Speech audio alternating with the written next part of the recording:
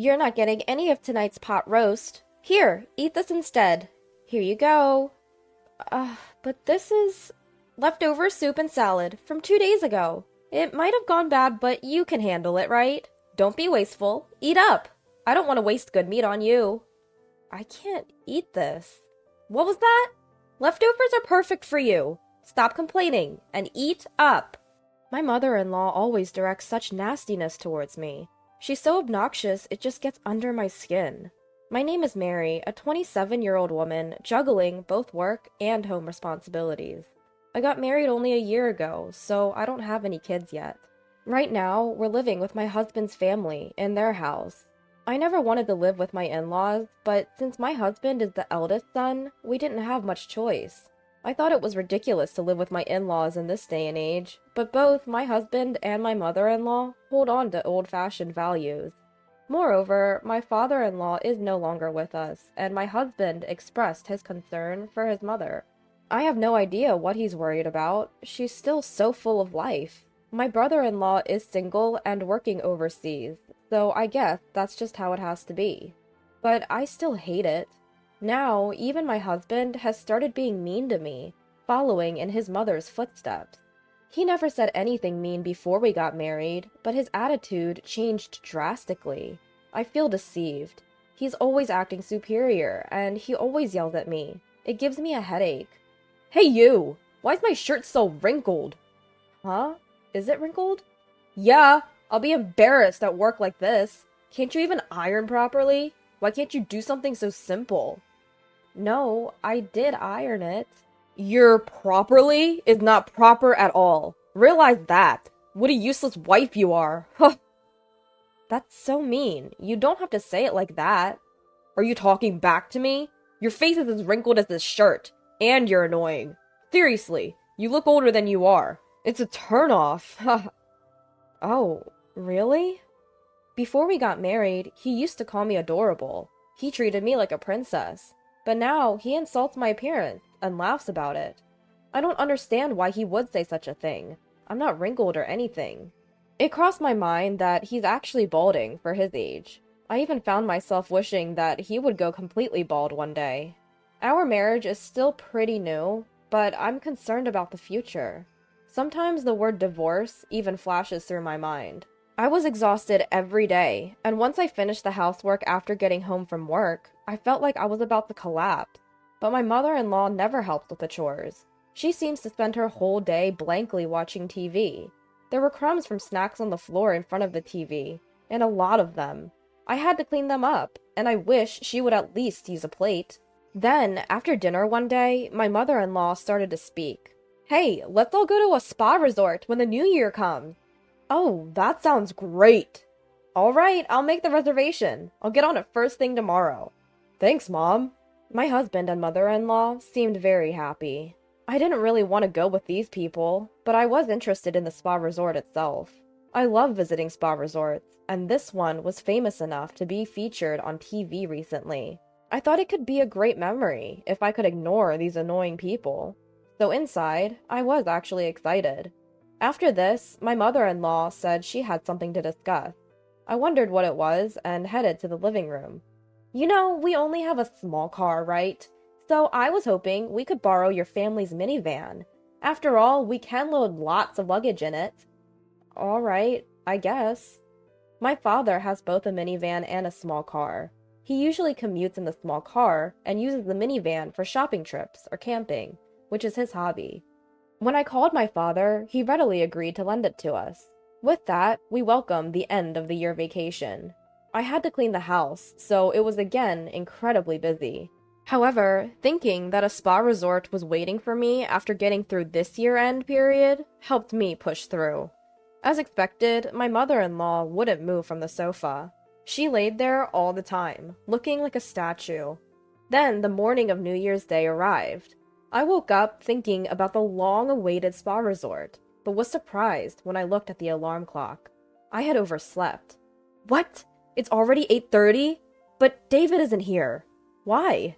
My husband, who should have been sleeping next to me, wasn't there either. I thought he might be in the bathroom, but he wasn't. Huh? Where is everyone? Did they go somewhere? I peeked into my mother-in-law's bedroom, but she wasn't there either. I began to wonder if they left without me. In a panic, I checked my smartphone. I always charge my phone in the living room before going to bed. There was a text notification on my smartphone. It was from my mother-in-law. "We're going to have fun! We never booked a place for you! You can spend a lonely New Year. It's okay if the bride doesn't come." So my mother-in-law never intended to take me with them from the start. And she planned to enjoy it with my husband. I was really sad. At the same time, I was also very angry. It's terrible to deliberately stop my alarm clock to make me oversleep. And I suspect the reason she made me drink a lot of alcohol the night before was to make me pass out. I regretted drinking that much. Although it's a relief that she didn't drug me, I was irritated about her pushing drinks on me. Well, there's nothing I can do, even if I get angry. So I decided to enjoy myself alone, at home.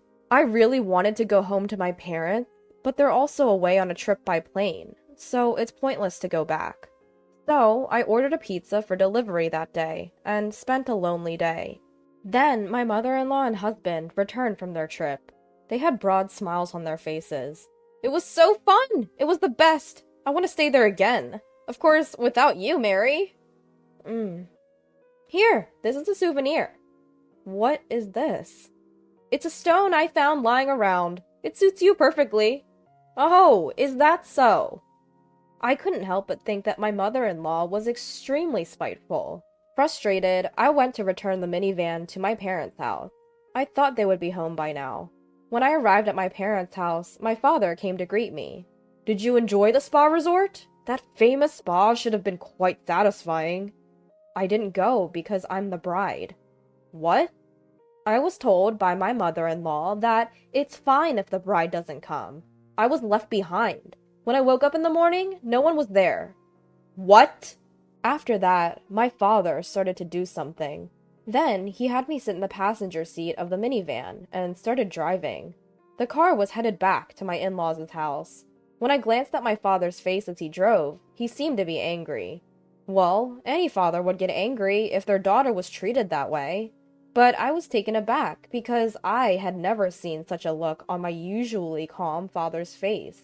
Then my father stormed into my in-laws' house with something in his hand. My mother-in-law came out. "Oh, hello, and Happy New Year! Sorry for borrowing your minivan." "Happy New Year. Speaking of which, you left our daughter behind, didn't you?" "No. Mary said she had a fever and couldn't go, so we had to leave her behind reluctantly. I even offered to take care of her." My mother-in-law was lying through her teeth, with a smirk on her face. She definitely never said anything like that, and I wasn't even sick with a cold. I wondered how she could tell such an obvious lie. I thought something must be wrong with her brain. "Oh, really? But our daughter said she was left behind. She told us she received a message on text saying, 'It's fine if the bride doesn't come.' Did I say that? I don't remember." "You did! Look at this text!" I showed her the text messages. However, she still insisted she was innocent. I was surprised at how thick-skinned she was to still deny it, even cornered this far. In a sense, it was admirable. "You're still saying that, huh? You're truly a sad person. Oh, by the way, can I charge you for the cleaning of the car interior?" "What? Why?" "Because you dirtied it. With a married man, nonetheless. What a filthy and disgusting scene." What are you talking about?" "This right here. It was captured by this dual camera." What my father had in his hand was a dash cam. This one has dual cameras, so it can record not only the outside, but also the inside of the car. The advantage of being able to record the inside of the car is that it can provide evidence that you were driving safely. My mother-in-law doesn't know much about car supplies or cars in general, so there's a chance she didn't realize this was a dual camera. But what was she doing with a married man in the first place? I regretted watching the footage that my father played back. After all, there were images of my mother-in-law in an indecent posture and an unknown man. Even though my father-in-law is no longer in this world, it's insane to do such a thing with a married man. And what on earth was she doing in our family car? This was on the exact day you borrowed the car. Ugh, how disgusting. Wait! This doesn't mean we were doing anything dirty. It's not something perverted. My mother-in-law was in a panic, fumbling and stammering on the spot. Tears welled up in her eyes. She was on the brink of crying. I found myself curious and somewhat amused about when she would finally break down. Maybe I'm being cruel, but after all the time she tormented me, she deserves this much. I couldn't be sympathetic or kind to someone like her. Then she began making pathetic excuses. Her reasoning was all over the place. It was clear she was flustered. Yet she was desperate to defend herself. Suddenly, my father pulled another item from his pocket. It was a photograph. The picture showed my mother-in-law and the man from the video engaged, in a sordid act in broad daylight. It was unthinkable. The background of the picture suggested it took place somewhere secluded, but the audacity to do this in the daytime was still shocking. You wouldn't have seen these if you hadn't been mean to my dear Mary. Why do you have that picture? Because I'm a detective, remember? Oh. Do you recall now? Look, I've been telling you this all along, haven't I? My father is a detective, which explains why he had such a photograph. Coincidentally, the wife of the married man in the picture had hired him for an infidelity investigation. It turns out the wife of this man hired me to investigate her husband's affair. I was surprised to discover you were the other woman. I was going to inform her next week, but I didn't expect to show you this so soon. Huh. No, I'm innocent. I was just forced into an unpleasant situation. I am not at fault. Please, don't tell his wife. It was against your will, was it? You seem to be enjoying yourself. We also have video footage of you whispering sweet words to the man. Do you want to see it? I'm sorry. My mother-in-law collapsed to her knees and burst into tears. I watched her in a pitiful state, with a cold glare. Sensing the unusual situation, my husband arrived. I had run out of patience with him too, and I proposed a divorce. I've had enough. I want to end this. Let's get divorced. What? I'll go crazy if I stay in this horrible family any longer, so I'm leaving. Hold on. What will happen to our living expenses if you leave? Huh? I was fired a while ago. My husband dropped a bombshell. Apparently, he had been fired at the end of the year. I was taken aback as he had not told me this. Despite knowing his job was terminated, he had still decided to go on a spa resort trip. He was a complete fool. I felt I had no choice but to divorce him. I took off my wedding ring and left it there. My husband desperately tried to stop me. Wait, can't you forgive me for not taking you on the spa resort trip? It's not just about the trip. I don't want to be with you or your mother anymore. If you want to live with your mother that much, then go ahead, you mama's boy. Please wait. Don't go. I got a lawyer and proceeded with the divorce. My ex-husband seems to be having trouble managing his living expenses now that I'm gone. I thought he should find a new job quickly, but having been fired from his last job for theft, he'll probably struggle to find a new one. His previous company had fired him because he had been caught stealing. Apparently, they decided they couldn't trust him and didn't need someone like that. Unsurprisingly, the wife of my mother-in-law's lover demanded compensation for the affair. She ended up spending all the money left by my father-in-law to settle the payment. I haven't seen my ex-husband or ex-mother-in-law since, but I imagine they're probably living a hard life. It doesn't matter to me anymore. Currently, I'm living alone and enjoying my work. I made the right decision not to have a child with my ex-husband.